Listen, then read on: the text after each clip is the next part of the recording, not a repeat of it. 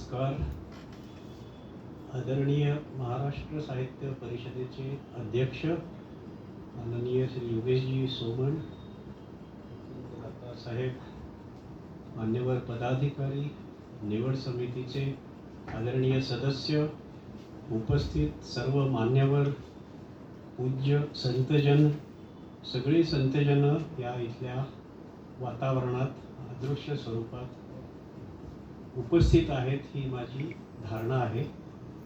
आणि संतजन, भगिनींनो आणि बंधूंनो, आपणा सर्वांना माझा सप्रेम नमस्कार.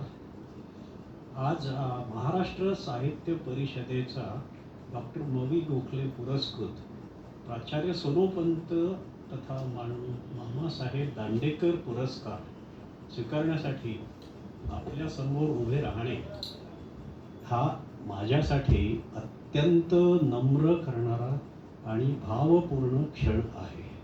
मनःपूर्वक धन्यवाद.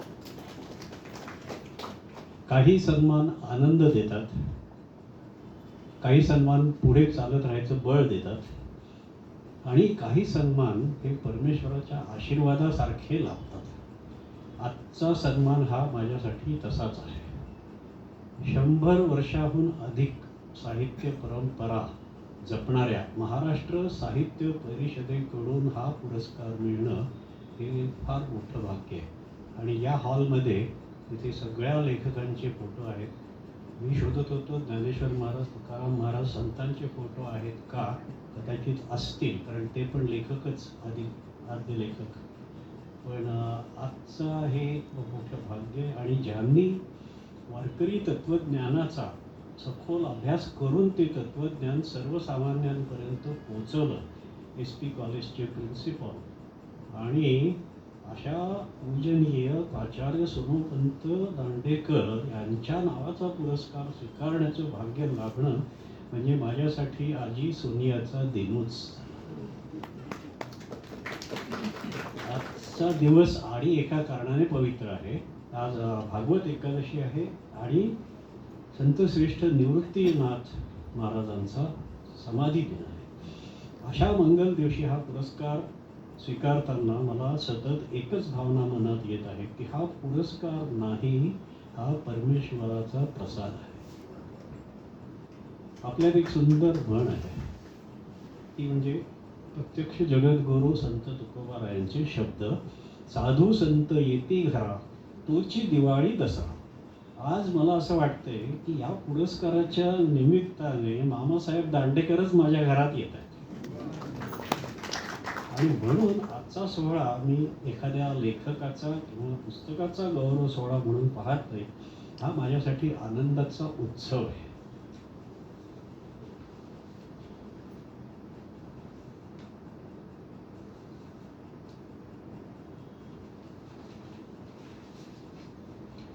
जगद्गुरू तुकोबारायांचे कालातीत विचार आता इंग्रजी भाषेतून भारतभर व जगभर पोचू लागले आहेत.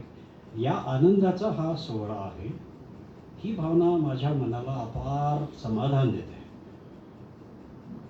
मला अनेकदा सगळे विचारतात की ही तुझी यात्रा कधी सुरू झाली, कशी सुरू झाली. या प्रश्नाचं उत्तर द्यायला आपल्याला 39 वर्ष मागे जायला लागली.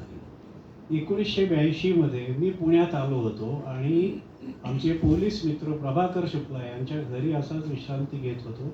आमची बायको आणि त्यांची बायको या दोघी पट्ट मैत्रिणी, कुंदा शुक्ला, त्या इथे आलेल्या आहेत. कुंदाताई प्लीज उभ्या राहा, कारण त्यांचा रेफरन्स असा आहे, त्यांनी माझ्या हातात सर्वप्रथम गाथा दिली 1982 साली. ते म्हणले तुम्हाला चाळायला फक्त काही पुस्तक हवं असलं तर ही गाथा आहे माझ्याकडे, बघता का जरा. मी बघितली, 25-30 पानं वाचली आणि मी चकितच झालो. आणि त्यानंतर मी ती लगेच विकत घेतली आणि तो प्रवास सुरू झाला. पण हे वाचन केव्हा झालं तर 2002 ते 2003 साली MIT कॉलेजला प्रोफेसर असताना तिथे माझ्याकडे वेळ होता. मी गाथा कॉलेजला पण घेऊन जायचो. 4 तास मला कॉलेजचं काम, 4 तास गाथा वाचायला मिळायची. नंतर टेकडीवर चढायचो, टेकडीवरती एका दगडावर बसून गाथा वाचायची. सूर्यास्त होईपर्यंत 1 तास मिळायचा, त्याच्यात गाथा वाचन चालू असायचं. आणि माझी गाथा संपूर्ण शेवटपर्यंत वाचून झाली. आणि मग नंतर माझ्या लक्षात आलं की आता ही वाचून पूर्ण झाली नाही तर हे सुरू झालं होतं. कारण ते मला असं जाणवलं की इतकं गहन अध्यात्म, इतकं सखोल तत्वज्ञान, आणि तेही इतक्या सहज साध्या सोप्या शब्दात सर्वसामान्यांना समजेल अशा भाषेत. तर तत्वज्ञान म्हणजे केवळ विचार नाही, तर जगण्याची पद्धत आहे, हे पण तुकाराम महाराजांच्या अनेक अभंगांमधून आपल्याला अनुभवायला मिळते. त्यांच्या प्रत्येक ओळीतून अखंड भक्तीचा निर्मळ प्रवाह वाहताना जाणवला, आणि हळूहळू माझ्या मनात एक विचार आकार घेऊ लागला. मराठी माणूस तुकाराम महाराजांना ओळखतो, त्यांचे अभंग शिकत, ऐकत, गात, त्यांचा अर्थ समजून घेतो, त्यांच्या शिकवणीनुसार जीवन जगण्याचा प्रयत्न करतो. आमच्या कळत नकळत आमच्या सगळ्यांच्या रक्तामध्ये तुकाराम महाराज, ज्ञानेश्वर महाराज भिनलेले आहेत. मराठीतला कुठलाही निबंध, कथा, कादंबरी, भाषण तुका म्हणे असल्याशिवाय होतच नाही. इतके तुकाराम महाराजांचे आम्ही समरस झालो आहोत. महाराष्ट्राबाहेरच्या लोकांचं काय, जगाचं काय? जगाला तुकाराम महाराजांचं नाव माहीत आहे, पण ते जगद्गुरू का आहेत हे जगाला माहीत आहे का? 4.5 अभंग, 1000 अभंगांमध्ये दडलेलं अमूल्य ज्ञान जगापर्यंत कसं पोहोचणार?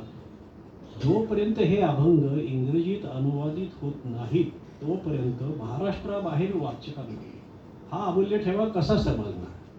हा प्रश्न माझ्या मनात अनेक वर्ष घोळत राहिला. त्यानंतर माझी महत्वाकांक्षा फार थोडी होती. 2016 साली जेव्हा तुकाराम महाराजांची दिंडी देहूवरनं हल्ली 27 जून 2016, तेव्हा मला प्रेरणा झाली की आपण आता फेसबुक, यूट्यूब वापरू शकतो. आपली जी इच्छा आहे जगाला तुकाराम महाराजांचं काय आहे ते शिकवण कळावी. एक अभंगाची एक व्हिडिओ करायची, यूट्यूबवर लावायची, पुस्तक छापायची गरज नाही, सहज होईल काम. पहिला अभंग त्या दिवशीच केला, पोस्ट केला, आणि मग मंदिरापाशी गेलो. एकदा 8-10 अभंग असे दररोज एक एक करत पोस्ट केले, आणि तुकाराम पादुका मंदिरापाशी गेलो. तिथे नारायण बांद्रे नावाचा माझा मित्र, वारकरी मित्र, त्यानेच मला पंढरपूर वारीची तयारी करून दिली. मी त्यांच्याबरोबर बसायचो भजनाला. टाळ, अक्षरशः टाळ कुठं 1.5 तास टाळ कुठून भजन करून घरी गेलं की माझ्या लक्षात यायचं की तो टाळेचा जो ध्वनी आहे ना, त्याने तुमचा मेंदू पूर्णपणे रिचार्ज होतो. घरी गेल्यावर मला लक्षात यायचं, मी संकोच बिकोच काही बघायचं, तिथे त्यांच्याबरोबर बसायचं, आणि दर शनिवारी तिथे हरिपाठ होतो, आणि हे होतं 12 अभंगाचं हे होतं, पारायण होतं.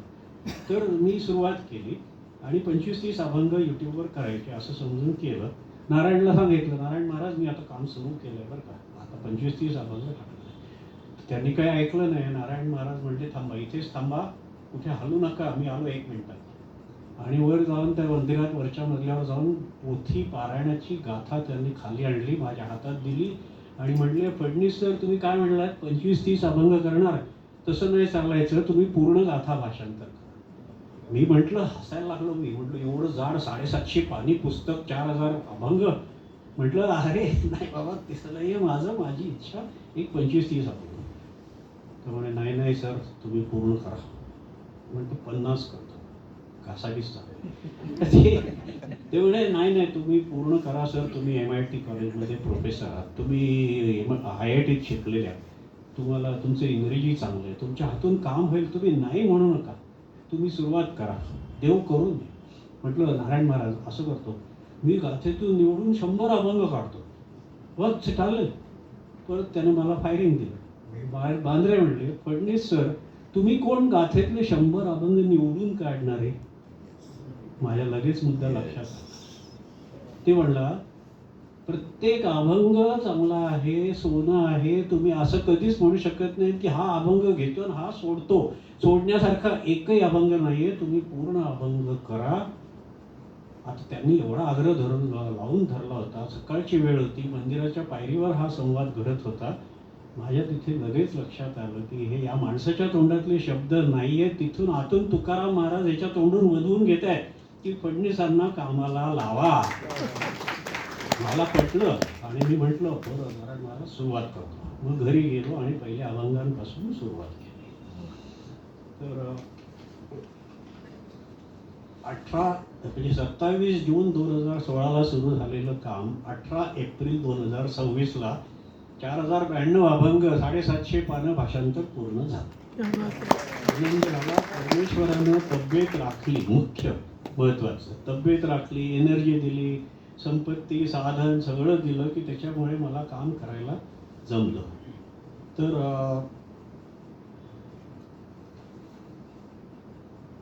आजही मला असं वाटत नाही की हे कार्य मी पूर्ण केलं.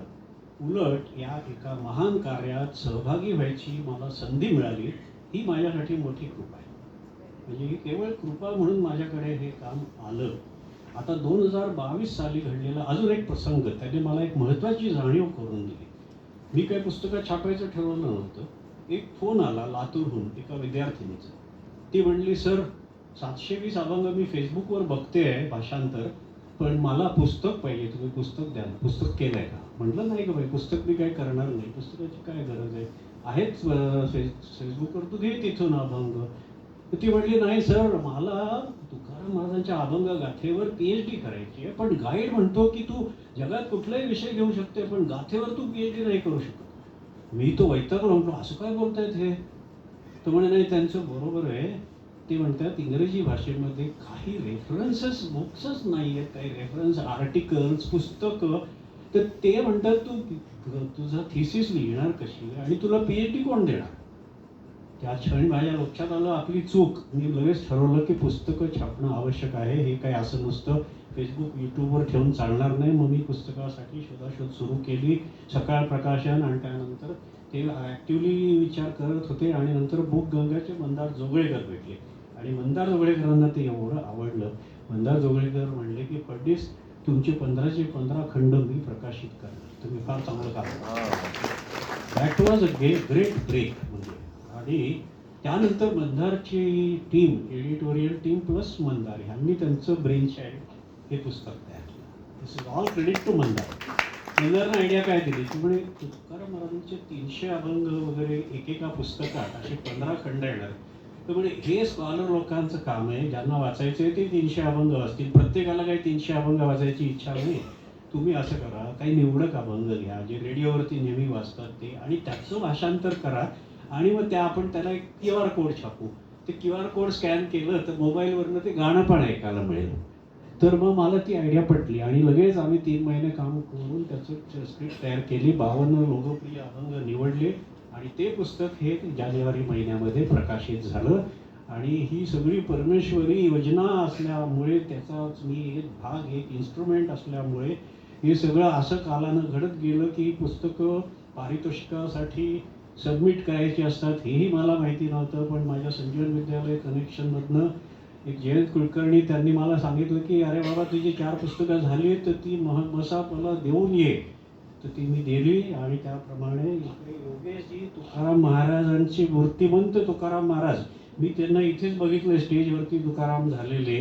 आणि तुम्ही बघितलं असेल अभंग डोह 2011 साली मी त्यांचा पहिल्यांदा बघितलेला अभंग डोह त्यांच्या अध्यक्षतेखाली ह्या संस्थेकडून. म्हणजे हे सगळं ईश्वरी योजना, मी त्याचा एक भाग आहे. नंबरपणे मी एवढंच सांगू शकतो की मी आय एम ब्लेसेड पर्सन. आता एक इथे मला थोडेसे मुद्दे असे त्याच्याबद्दल बोलायचे आहेत की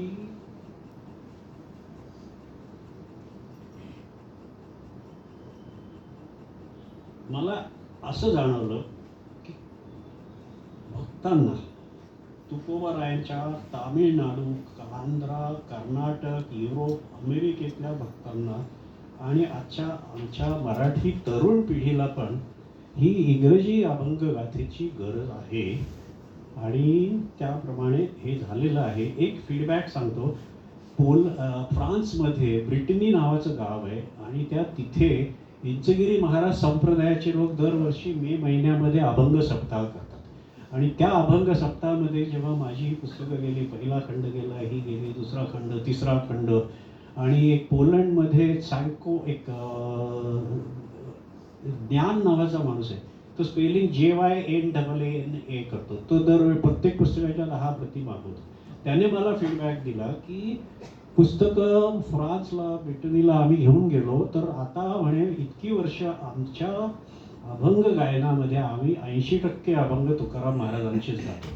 आम्हाला अर्थ कळायचे नाही, पण आता तुमची पुस्तकं आल्यापासून आम्हाला सगळ्या अभंगांचे अर्थ कळायला लागले. So that was a very good feedback.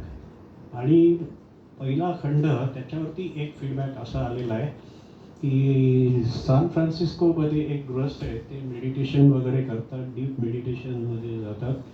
तर त्यांचं नाव आहे माईक वॉल्टर्स. तर माईक वॉल्टर्सनं मला ईमेल लिहिली आणि ईमेलमध्ये लिहिलं की फडणीस, तुमचं पुस्तक वाचत असताना भाषांतरकारमध्ये मला जाणवला नाही. मला असं जाणवलं, अनुभवायला यायला लागलं की प्रत्यक्ष तुकाराम महाराजच माझ्याशी बोलत आहेत आणि मी वारंवार तुर्या समाधीत जात होतो, असं त्या माणसानं लिहिलं. आणि तो डीप मेडिटेशन मला आवडी आहे.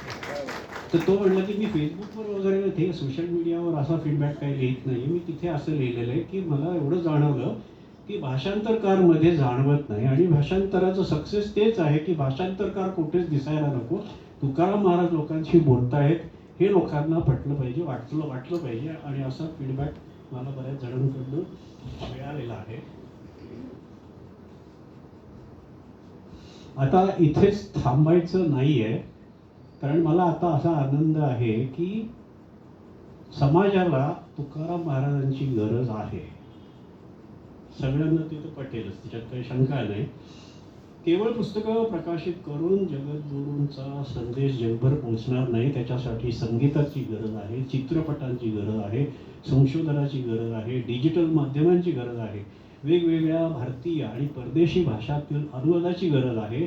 भावी पिढ्यांपर्यंत तुकाराम महाराजांचे विचार पोहोचवण्यासाठी उपलब्ध असलेल्या प्रत्येक माध्यमाचा उपयोग झाला पाहिजे. असा मला आता आनंद वाटतो की अशा अनेक उपक्रमांना आता सुरुवात झालेली आहे. गंगाचे श्री बंडार जोगळेकर आणि त्यांची टीम एक ॲप तयार करतायत, अभंग गाथा ॲप. त्याच्यावरती तुम्हाला सगळी गाथा इंग्रजी भाषांतर मिळेल. आम्ही इंग्रजीसाठीच करतोय. मराठीचं ॲप आहे, संत साहित्य नावाच्या एका ग्रुपनं केलेलं आहे आणि त्याच्यामध्ये अनेक चांगल्या गोष्टी असतील, ते होतं आहे. आणि शिवाय माझी अजून एक कल्पना अशी की आपल्याला जगापर्यंत तुकाराम महाराज चांगल्या रीतीने पोहोचवायचे, तर मी ठरवलं की एक शॉर्ट फिल्म तयार करायची.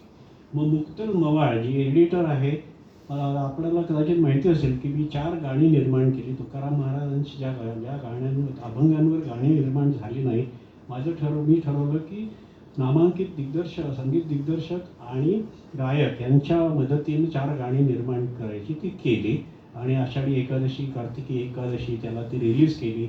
विश्वजित बोरवणकर याचा टाळ घोळ सुख नामाचा गजरा हा अभंग खूप गाजलेला आहे आणि विश्वजित फार सुंदर गायक आहे. तर त्याची व्हिडिओ सगळी मुक्ताल मवाळ हिनं केलं. तर मुक्तल आणि मी, आम्ही दोघं मिळून एक शॉर्ट फिल्म तयार करणार आहोत तुकाराम महाराजांवरती आणि ती सरळ कॉम्पिटिशनला पाठवणार. कारण we want to attract the attention of the world, so I will send it to an international festival. त्यानंतर माझ्या कृतज्ञतेची, कारण मला फार कृतज्ञ वाटते, कारण मी 1982 पासून अभंगच वाचतो.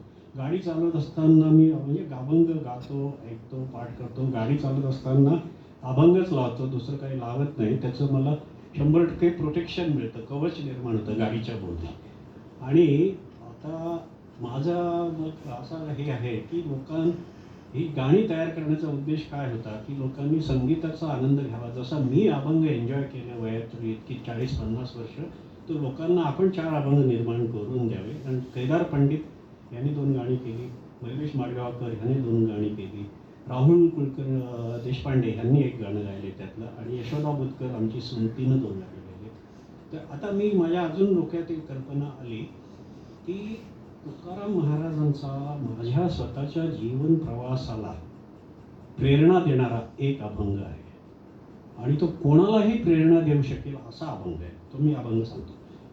कृपा करावी भगवंते, ऐसा शिष्य द्यावा माते, माझे व्रत जो चालवी, त्यासी त्वा द्यावे पालवी, ब्रह्मज्ञानी व्हावा गुंडा, तिन्ही लोकी ज्याचा झेंडा, तुका तुका हाका मारी माझ्या विठोबाच्या द्वारी.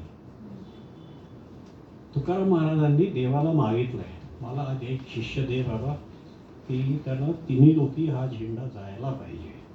तर आम्ही काय ठरवलंय की आता 5वं गाणं तयार करणार आहे आणि ते गाणं केदार पंडित म्युझिक देणार आहे आणि मी स्वतःच गाणार आहे. माझ्या भावना त्याच्यात आहेत, ती कृतज्ञता मी या गाण्यातून व्यक्त करतो. आता आज हा पुरस्कार स्वीकार करताना माझा एक विश्वास अधिक रूढ झाला आहे की तुकाराम महाराजांच्या चरणी अर्पण केलेली ही सेवा त्यांनी स्वीकारली आहे अशी भावना माझ्या मनात अधिक रूढ झाली आहे. याच्यापेक्षा मोठा आशीर्वाद काय असू शकतो? मामासाहेब दांडेकर पुरस्कार. तर मला असं वाटते की तुकाराम महाराज प्रेमाने सांगतायत, चालू ठेव, तू योग्य मार्गावर आहेस.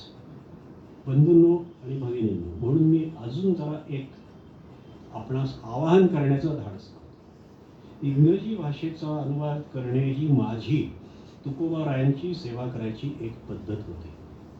परंतु प्रत्येकाची पद्धत सेवा करायची वेगवेगळी असू शकते. कदाचित तुमच्यापैकी पण कोणाला तुकाराम महाराजांची सेवा करायची इच्छा असेल. परमेश्वराने प्रत्येकाला वेगवेगळ्या प्रतिभा, वेगवेगळ्या क्षमता, वेगवेगळ्या संधी दिलेल्या आहेत. कोणी संगीत देऊ शकतो, कोणी गाऊ शकतो, कोणी लेखन करू शकतो, अध्यापन, संशोधन, कोणी डिजिटल माध्यमातून, चित्रपट माध्यमातून, इतर भाषात अनुवाद कोणी करू शकतो. कोणी तामिळियन असतील, कोणी गुजराती असतील, गुजराती अनुवाद करू शकतो. माझे मित्र श्याम पाठक आलेले आहेत, त्यांनी पंढरपूर वारीचं इंग्रजीतून मराठी अनुवाद त्यांनी केला आहे. श्याम पाठक यांनी गुजराती पुस्तकं बरेच अनुवाद केलेत, त्यांना गाथेचं गुजराती अनुवाद करता येईल. तर असं हे करायला हरकत नाही असं मला वाटतं. आणि कदाचित कोणीतरी अशी नवी वाट शोधून काढेल की आज कोणाच्याही कल्पनेत नाही, पण ज्यामुळे जगद्गुरू तुकोबारायांचा संदेश जगाच्या कानाकोपऱ्यात पोहोचेल अशी काही इनोव्हेटिव्ह गोष्टी पण कोणी शोधून काढू शकतो. माझी परमेश्वराकडे एकच प्रार्थना आहे की आपल्या प्रत्येकाला जगद्गुरू तुकोबारायांची सेवा करण्याचा आपापला वेगळा मार्ग सापडो. त्यांचा कालातीत संदेश भावी पिढ्यांपर्यंत आणि जगाच्या प्रत्येक कोपऱ्यात पोहोचवण्याचं भाग्य आपल्या प्रत्येकाला लाभो. गाथा वाचत असताना अनेक वर्षापूर्वी माझ्या मनात एक प्रश्न निर्माण झाला होता. तुकाराम महाराजांकडून मला इतकं मिळालं आहे, तर जे लोक मराठी वाचू शकत नाहीत त्यांच्यापर्यंत हे ज्ञान पोहोचण्याचा प्रयत्न मी का करू नये? 10 वर्ष मी त्या भावनेनं होतो आणि शेवटी 2016 साली ते सुरुवात केली. तर ह्याच प्रश्नाने, एका प्रश्नाने माझ्या आयुष्याला दिशा दिली. तर आज तोच प्रश्न मी नम्रपणे आपल्या सर्वांसमोर ठेवतोय. कदाचित आपल्या प्रत्येकाला त्याचं उत्तर वेगवेगळ्या प्रकारे सापडेल आणि ज्या दिवशी असं होईल की जगाला जेव्हा तुम्ही सगळे पण वेगवेगळ्या रीतीने तुकाराम महाराज जगापर्यंत पोहोचवाल, त्या दिवशी जगाला तुकाराम महाराजांना जगद्गुरू हे नाव का दिलेलं आहे हे जगाला कळेल आणि पटेल. चला तर मग आपण प्रत्येकजण आपापल्या परीने जगद्गुरूंच्या कालातीत संदेशाचे नम्र वाहक होऊया. महाराष्ट्र साहित्य परिषदेने मला दिलेल्या या महान सन्मानाबद्दल मी पुन्हा एकदा मनपूर्वक कृतज्ञता व्यक्त करतो. धन्यवाद. पांडुरंग.